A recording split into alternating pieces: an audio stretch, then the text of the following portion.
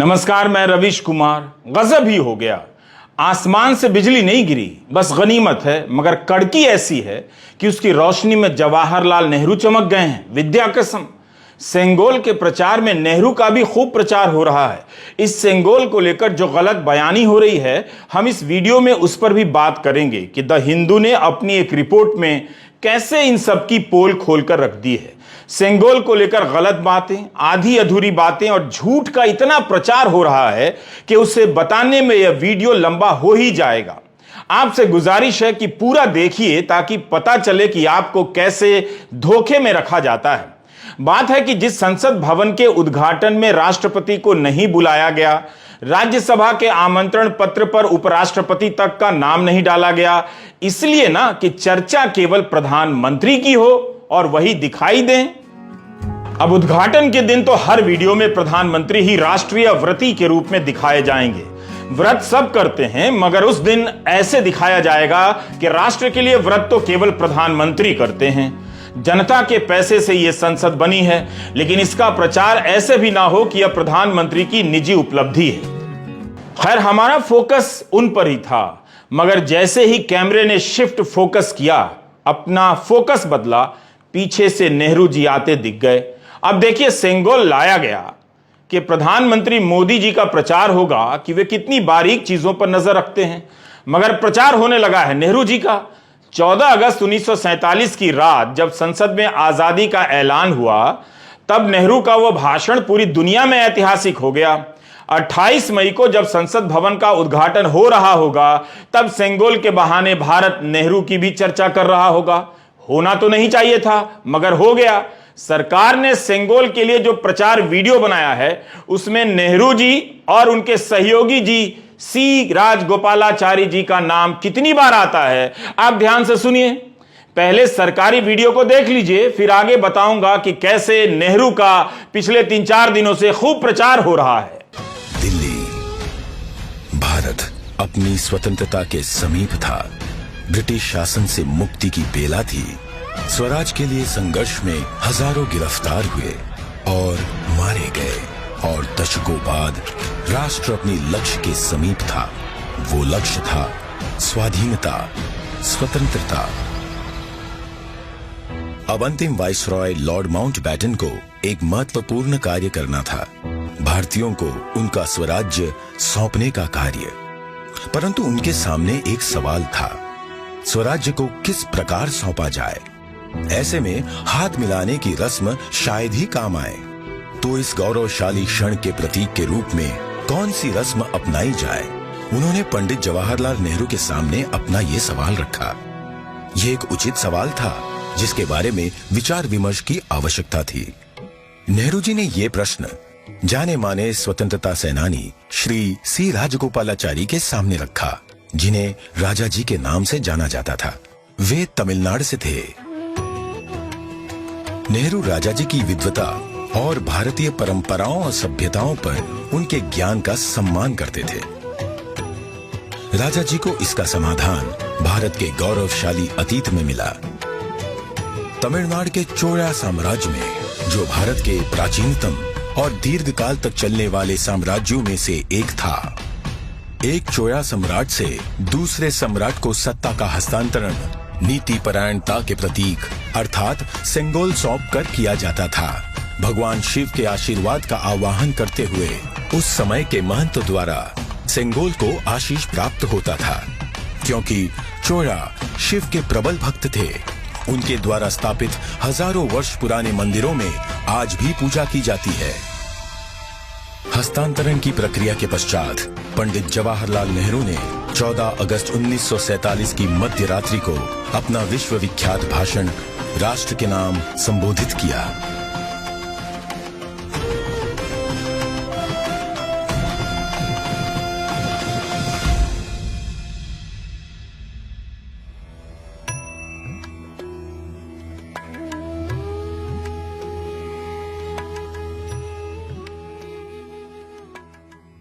2014 से नेहरू को अधर्मी और भारत की धार्मिक परंपराओं से नफरत करने वाले के रूप में पेश किया जा रहा है। आईटी सेल और व्हाट्सएप यूनिवर्सिटी के जरिए ऐसे अनेक पोस्ट आप तक पहुंचे होंगे, आपने मान भी लिया होगा। अब सेंगोल के जरिए उस नेहरू का महिमा मंडन हो रहा है कि भारतीय परंपराओं और धार्मिक मान्यताओं पर उनकी पकड़ कितनी गहरी थी। सेंगोल की चर्चा में नेहरू जी आ ही जाते हैं। जब नेहरू जी भी आ गए हैं तब तो संसद भवन का उद्घाटन राष्ट्रपति भी कर सकती थी। विपक्ष की भले ना माने, प्रधानमंत्री मेरी बात तो मान ही सकते हैं। आपको याद ही होगा कि पिछले साल 7 फरवरी को प्रधानमंत्री महंगाई पर घिर गए, इतना घिर गए कि नेहरू का सम्मान उनकी जुबान से छलक गया था। वैसे महंगाई पर कांग्रेस के राज में पंडित नेहरू जी ने लाल किले से क्या कहा, वो जरा आपको मैं बताना चाहता हूं। पंडित नेहरू देश के पहले प्रधानमंत्री लाल किले से बोल रहे हैं। देखिए, आपकी इच्छा रहती है ना मैं पंडित जी का नाम नहीं बोलता हूं, आज मैं बार बार बोलने वाला हूं। आज तो नेहरू जी ही नेहरू जी।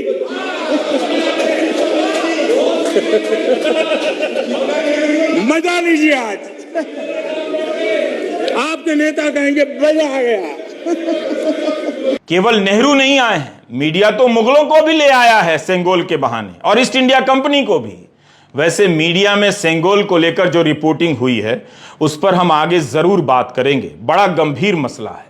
लेकिन पहले नेहरू बनाम मोदी का यह मुकाबला देख लेते हैं।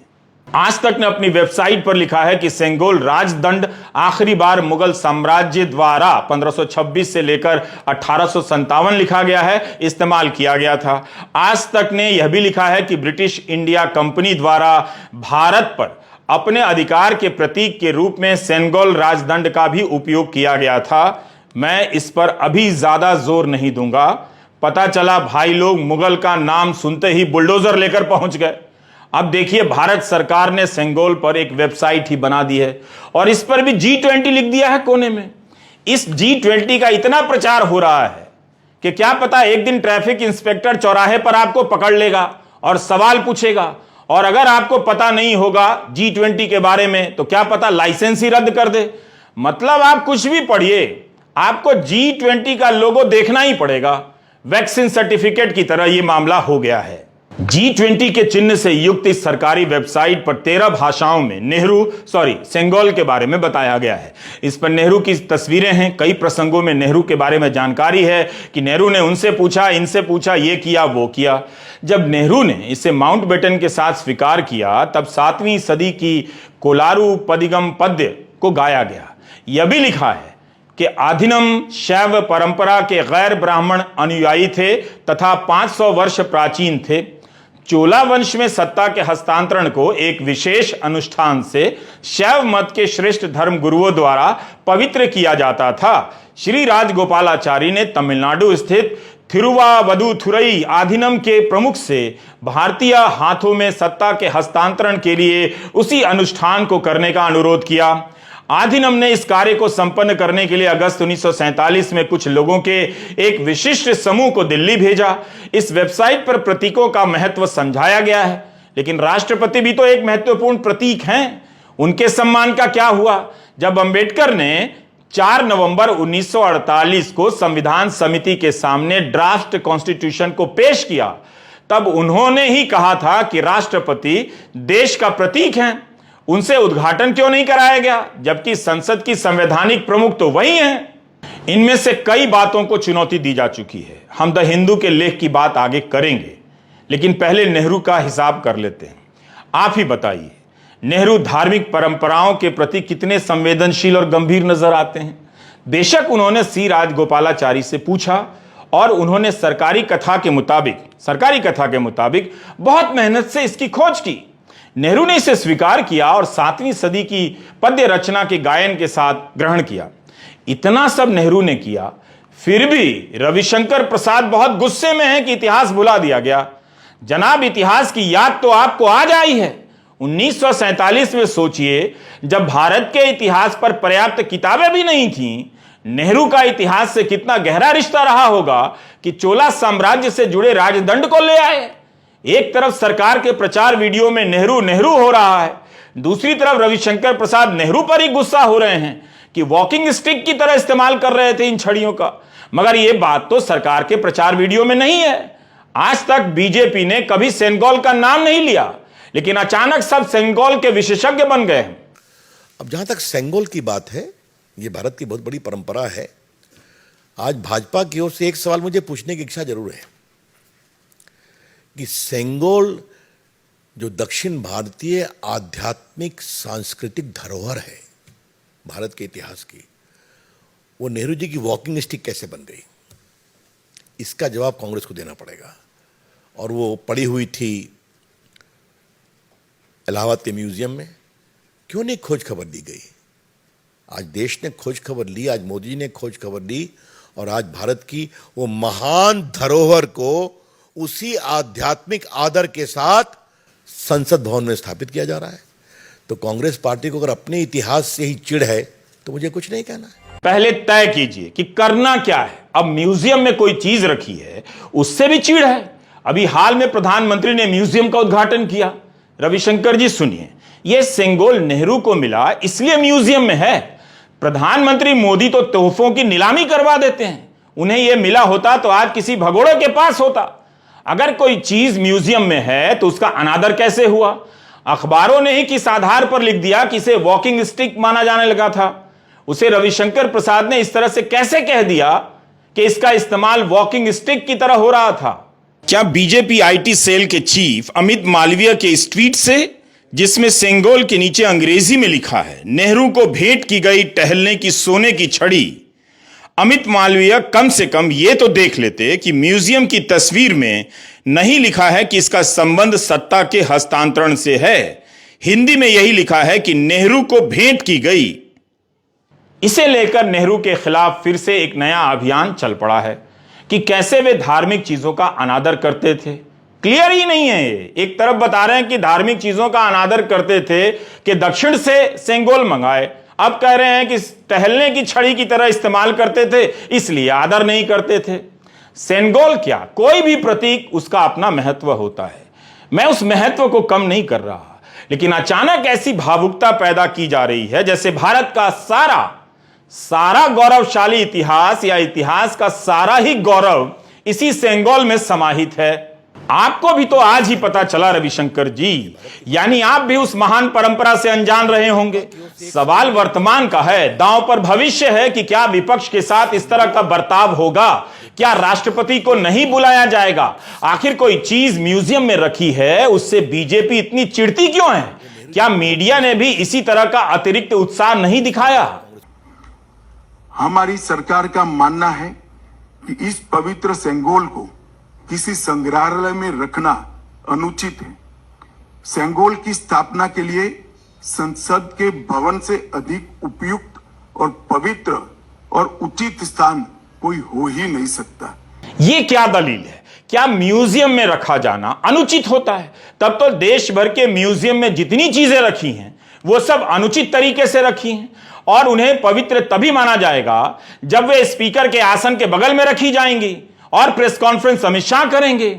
संसद में कोई चीज रखी जानी है, क्या इसके लिए भी स्पीकर प्रेस कॉन्फ्रेंस नहीं कर सकते थे? 24 मई को सेनेगल के बारे में बताने के लिए अमित शाह ने क्यों प्रेस कॉन्फ्रेंस की? क्या अमित शाह संसद के अभिभावक हैं? रवीश कुमार ऑफिशियल के इस वीडियो को पूरा देखिए, ज्वाइन भी कीजिए और गांव-गांव में लोगों को दिखाइए।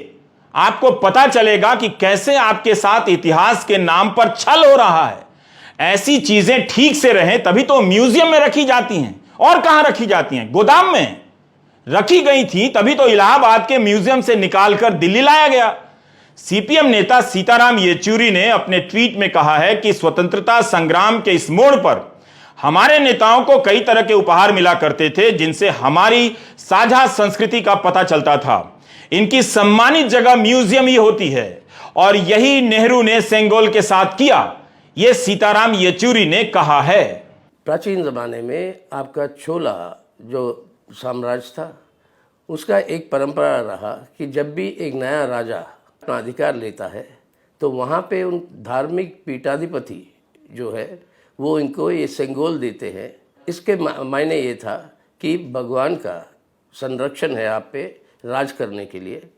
आपको उनके हुक्म से आपकी राज चलेगी।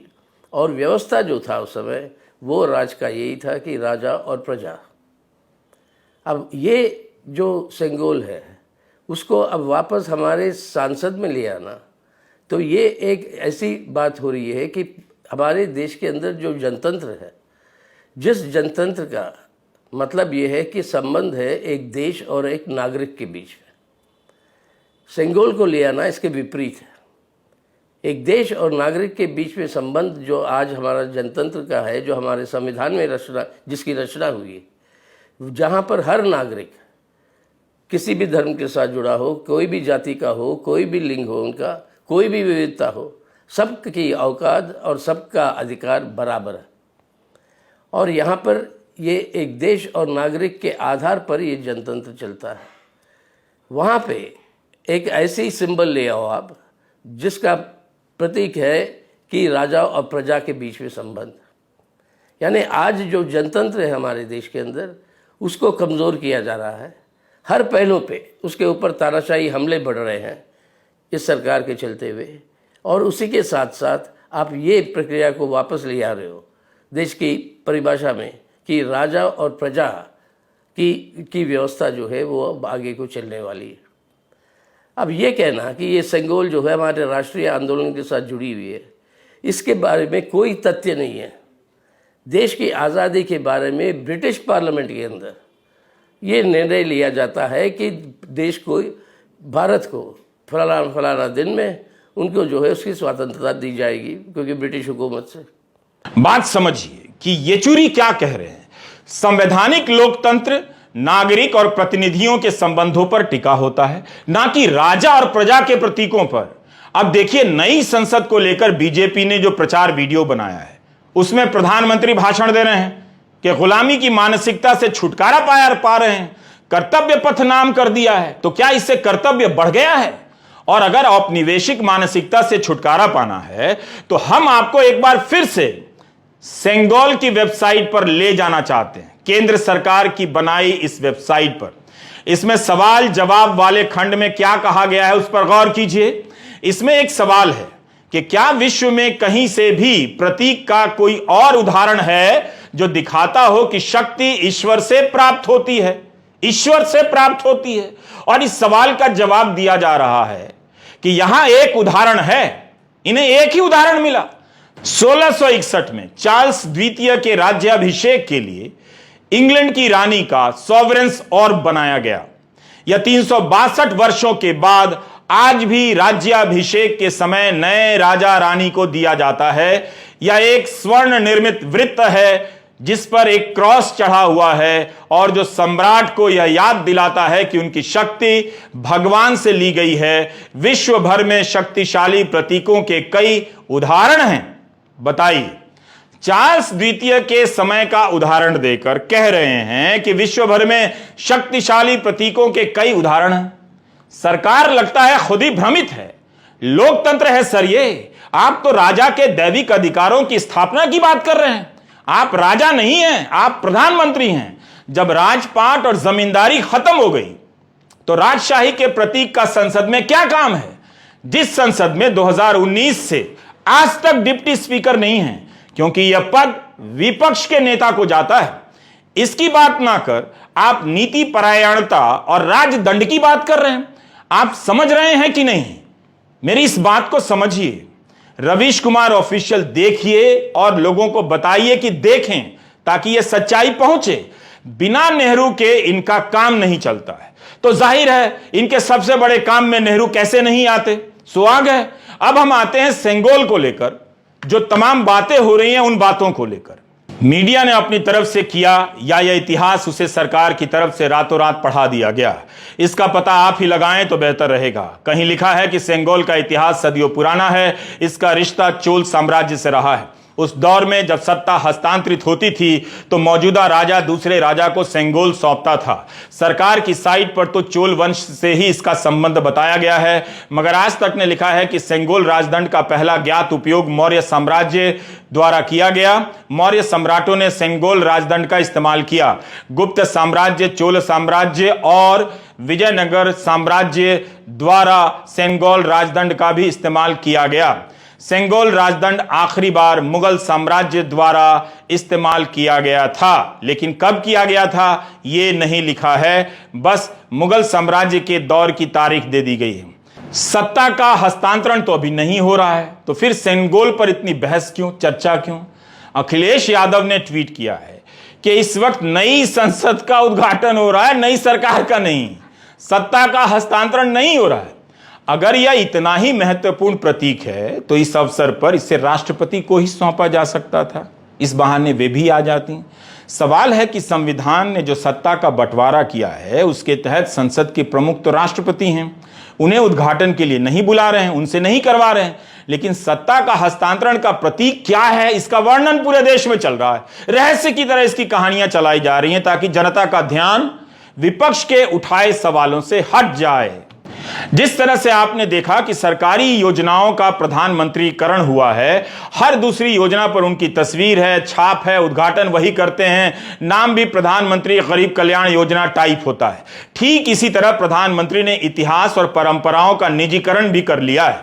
यह सरकारी कंपनी बेचने वाला निजीकरण नहीं है, बल्कि परंपराओं को ऐसे बरतने लगते हैं, इसके बारे में गोदी मीडिया इस तरह से बताने लग जाता है कि प्रधानमंत्री ने ही इसकी खोज की है और भारत की जनता इनका पालन तो करती ही नहीं है, उसे पता ही नहीं था।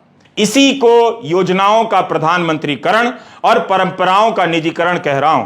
पोन वसंथा बीए ने हिंदू में इसके बारे में जो लिखा है उसकी चर्चा अंग्रेजी की दुनिया में है।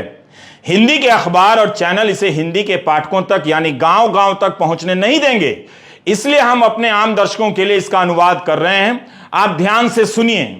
इसमें लिखा है कि सत्ता हस्तांतरण से जोड़कर इसे जिस तरह से बताया जा रहा है उसके बहुत ठोस प्रमाण नहीं हैं। उस समय मीडिया की रिपोर्ट और किताबों में इसके बारे में साफ साफ जिक्र नहीं मिलता है। अगर ऐसा हुआ होता तो इसका जिक्र प्रमुखता से होता, जबकि सेंगोल की वेबसाइट पर इस मौके को डिफाइनिंग ओकेजन कहा गया है, मतलब एक ऐसा अवसर जिससे आजादी का आना परिभाषित होता हो। निर्मला सीतारमण ने इसे तमिलनाडु का गौरव बताया। हिंदू अखबार के वसंत बीए ने लिखा है कि सरकार कहती है कि लॉर्ड माउंटबेटन ने नेहरू से इसके बारे में पूछा, नेहरू जी ने सी राजगोपालाचारी से, और सी राजगोपालाचारी ने थिरुवावदुथुरई आधीनम से पूछा।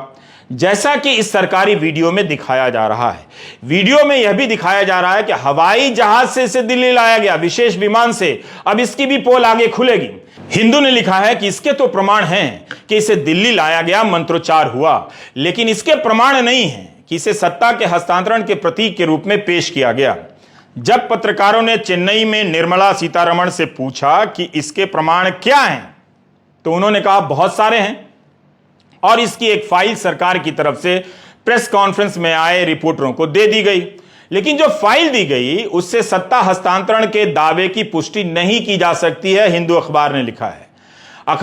यह अखबार 1878 से है, तो इसने 1947 के अपने अखबारों की क्लिपिंग देखी होगी कि हिंदू में सेंगोल देने की बात तो है, मगर किसी में भी यह नहीं छपा है कि यह सत्ता के हस्तांतरण से जुड़ा है या राजा जी की सलाह पर लाया गया दिल्ली। बल्कि 11 अगस्त 1947 के हिंदू में एक तस्वीर छपी है कि प्रतिनिधिमंडल चेन्नई के सेंट्रल रेलवे स्टेशन से दिल्ली के लिए रवाना हो रहे हैं, जिससे पता चलता है कि सेंगोल विशेष हवाई जहाज से नहीं ट्रेन से ले जाया गया होगा, मगर सरकारी प्रचार वीडियो में हवाई जहाज ही बताया जा रहा है। बीजेपी अचानक सेंगोल का विशेषज्ञ बन गई है, कई मंत्री बयान दे रहे हैं, लेकिन सरकार और पार्टी नेताओं के तमाम दावे कमजोर नजर आ रहे हैं। इतनी कहानी बनाने की क्या जरूरत थी? हिंदू की ही एक और रिपोर्ट है 24 मई की, श्री पर्णा चक्रवर्ती की। इसमें Indira Gandhi national centre for the arts के मेंबर सचिव प्रोफेसर सच्चिदानंद जोशी का बयान छपा है कि उस समय देश भी बटा था, चारों तरफ अफरा तफरी मची थी, मुश्किल है कि सुसज्जित तरीके से समारोह का आयोजन हुआ होगा, क्योंकि यह औपचारिक या वैधानिक गतिविधि नहीं थी। तो फिर इतना हो हल्ला क्यों हो रहा है? बार बार कहा जा रहा है कि भुला दिया गया, भुला दिया गया। तो क्या यह संभव है कि उस समय के विशाल इतिहास की इन बातों को याद रखा जाता कि नेहरू ने उस दिन क्या पहना था, पटेल किस कुर्सी पर बैठे थे, कौन किस कार से आया, आजाद कैसे आए? क्या यही सब बातें याद रखने की होती हैं? क्या हम इतिहास की समझ को इस लेवल पर ले आए हैं? सिंघोल की वेबसाइट और मीडिया रिपोर्ट और इस सरकारी वीडियो में बार बार दोहराया जा रहा है कि 25 अगस्त 1947 को टाइम पत्रिका में इसका विवरण छपा था। हिंदू की रिपोर्ट से पता चलता है कि वो नहीं छपा था जो सरकार कह रही है। टाइम ने लिखा है कि दक्षिण में तंजौर से अधिनम मठ के 2 दूत आए थे। अधिनम के दूत श्री अंबलावना देसीगर ने सोचा कि नेहरू भारतीय सरकार के पहले भारतीय प्रमुख हैं, वे प्राचीन हिंदू राजा की तरह हैं, तो उन्हें हिंदू संत की तरफ से सत्ता का यह पवित्र प्रतीक ग्रहण करना चाहिए। टाइम ने तो यह लिखा है कि सेंगोल देना मठ के प्रमुख का विचार था। इसमें भी नहीं लिखा है कि नेहरू ने इसे सत्ता के हस्तांतरण के रूप में देखा। तो आपने देखा कि कहीं भी ठोस रूप से नहीं कहा गया है कि सेंगोल सत्ता के हस्तांतरण के रूप में दिया गया। हवाई जहाज से दिल्ली ले जाने की बात भी गलत निकली, और तो और टाइम किया जा रहा है, तो उसने भी नहीं लिखा, बल्कि टाइम ने लिखा कि नेहरू को सौंपने का आइडिया तो अधिनम मठ के प्रमुख का अपना था। माउंटबेटन कहां से आ गए? द हिंदू में इस किताब का जिक्र है, फ्रीडम एट मिडनाइट। इसमें भी यही कहा है कि हिंदू संत सेंगोल लेकर यॉर्क रोड आए और उसे नेहरू को सौंपा। 2 और किताबें हैं पेरी एंडरसन की, द इंडियन आइडियोलॉजी, और यास्मीन खान की great partition, the making of India and Pakistan. इसमें धार्मिक कर्मकांड को लेकर नेहरू की आलोचना तो है, मगर सत्ता का हस्तांतरण सेंगोल के जरिए हुआ, इसका कोई जिक्र नहीं मिलता। फ्रीडम एट मिडनाइट में लिखा है कि जैसे प्राचीन भारत में साधु संत राजाओं को शक्ति के प्रतीक सौंपा करते थे, उसी तरह ये सन्यासी हुकूमत के इस प्रतीक को नेहरू के नाम करने यॉर्क रोड आए। जिस व्यक्ति ने हमेशा यह कहा कि धर्म उनके लिए एक भयावह चीज है, उनके लिए यह अनुष्ठान इस देश के उन पहलुओं का एक उबाऊ प्रदर्शन रहा होगा जिनकी वो निंदा करते थे। हिंदी के अखबारों और चैनलों को ध्यान से देखा कीजिए, कब आप गच्चा खा जाएंगे, गड्ढे में गिर जाएंगे, पता नहीं चलेगा। कहीं भी इसका जिक्र नहीं है, ना दस्तावेज है कि सेंगोल पहले माउंटबेटन को दिया गया और माउंटबेटन ने नेहरू को दिया। इसके बाद भी सरकार ने अपने वीडियो को जस का तस जारी कर दिया। इतने सवाल उठे, उन सवालों के जवाब दिए जाने चाहिए थे। शायद सरकार को भरोसा है कि ये सारे सवाल, सारे तथ्य जनता के बीच पहुंचेंगे ही नहीं, गोदी मीडिया नहीं पहुंचाएगा, इसलिए जो कहना है उनकी ही बात पहुंचेगी।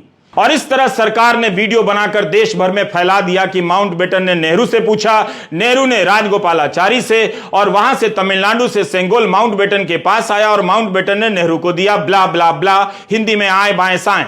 माधवन पलाट प्रतिष्ठित इतिहासकार हैं। जवाहरलाल नेहरू के कार्यों का 100 खंडों में संकलन हुआ है, इसके 40 खंडों का उन्होंने संपादन किया है। माधवन पलाट ने द न्यूज मिनट से कहा है कि सेंगोल को लेकर जो कहानी बनाई जा रही है वो फर्जी है, इसका कोई प्रमाण नहीं है।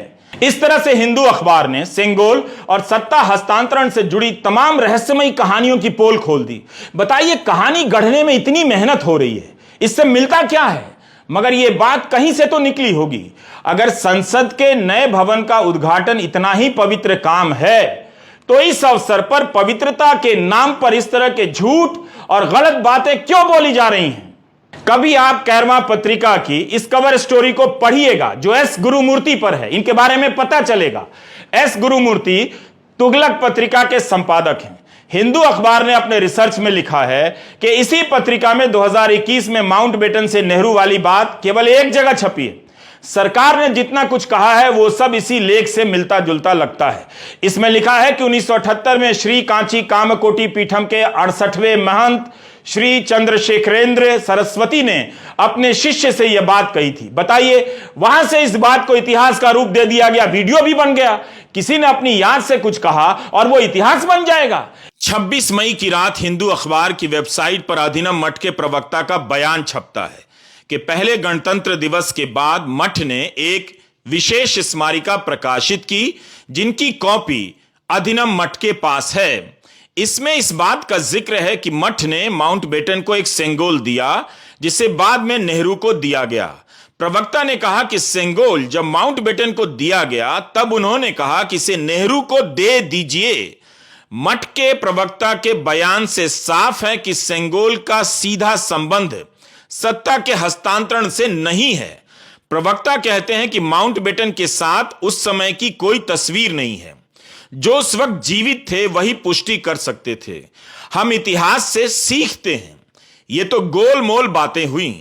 प्रवक्ता ने कहा है कि नेहरू और राजाजी जैसे नेताओं ने अधिनम से संपर्क किया कि हम भारत की आजादी के प्रतीक को कैसे प्रदर्शित करें।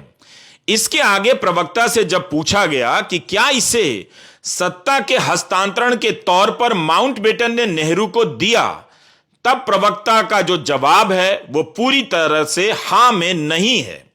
उन्होंने यही कहा कि मठ का शासकों के साथ एक रिश्ता रहा है और सेंगोल हमेशा से दिया जाता रहा है। इसी तरह से नेहरू को मठ ने यह सेंगोल दिया। जाहिर है यह कहानी भी सरकार की कहानी से साफ साफ मेल नहीं खाती है। यह कहना कि सत्ता हस्तांतरण को लेकर इस तरह का कोई आयोजन हुआ था सही नहीं लगता है। एक पवित्र मौके पर किसी चीज को पवित्र बता बताकर, महान बता बताकर विपक्ष को ललकारना, आम जनता के इतिहास बोध को ललकारना कि उसने भुला दिया है, उसे याद नहीं है, न केवल उस मौके की पवित्रता को भंग करना है बल्कि सेंगोल का भी अपमान है।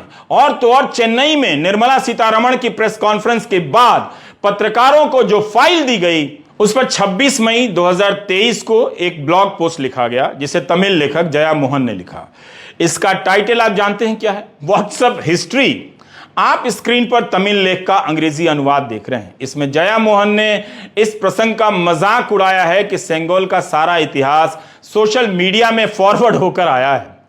इसमें उन्होंने लिखा है कि आजादी के समय देश भर के संतों ने उपहार भेजे थे, उसमें से एक सेंगोल रहा होगा, जो निश्चय ही तमिलनाडु के लिए गर्व की बात है। लेकिन साथ ही ये भी कहते हैं कि सूचना की सदी में अगर व्हाट्सएप इतिहास हम तक इस तरह पहुंच रहा है तो थोड़ा इतिहास हम किताब से भी पढ़कर देख लें। हिंदू में लिखा है कि तमिलनाडु में 2021-22 में Hindu religious and charitable endowments department बना। इसने अपनी सालाना नीति में इसका जिक्र किया, लेकिन इस विभाग के अधिकारी भी नहीं बता सके कि कहां से आया। अब 2022-23, 23-24 की नीति से इसका जिक्र हटा दिया गया है। इसलिए कहता हूं, लंबे वीडियो देखा कीजिए। 2 मिनट के चक्कर में रहेंगे तो ये ऐसे ही इतिहास पढ़ा जाएंगे। आपने देखा कि सेंगोल को लेकर जो रहस्यमयी कथा बताई जा रही है, इसमें कितने झूठ, आधे अधूरे सच और कितने झोल निकल आए हैं। क्या इस तरह की मेहनत इसलिए होती है ताकि जनता को मूर्ख बनाया जाए? तो इसका एक रास्ता है, आप खुद को सदा के लिए मूर्ख घोषित कर दीजिए और सरकार से कहिए कि हमें बार बार मूर्ख बनाने में मेहनत मत कीजिए। हम मूर्ख हैं और मूर्ख रहेंगे। अब आप अपना सारा ध्यान काम पर लगाइए, हम अपना ध्यान दिमाग पर कभी नहीं लगाएंगे। शर्मनाक है कि हिंदी का गोदी मीडिया इन बातों को अपने दर्शकों को नहीं बताता है, बल्कि सरकार की तरफ से जो भी परोसा जाता है जस का तस या उसमें अपनी तरफ से नमक मिर्च लगाकर पेश कर दिया जाता है ताकि आप भौचक होकर देखते रहें। यह बात है, यह तो भुला दिया गया था, अब न जाकर याद दिलाया गया है। जबकि कहानी यह है कि याद दिलाने के नाम पर अधकचरा इतिहास नहीं बल्कि इतिहास का कचरा बनाकर पेश किया जा रहा है। नमस्कार, मैं रवीश कुमार।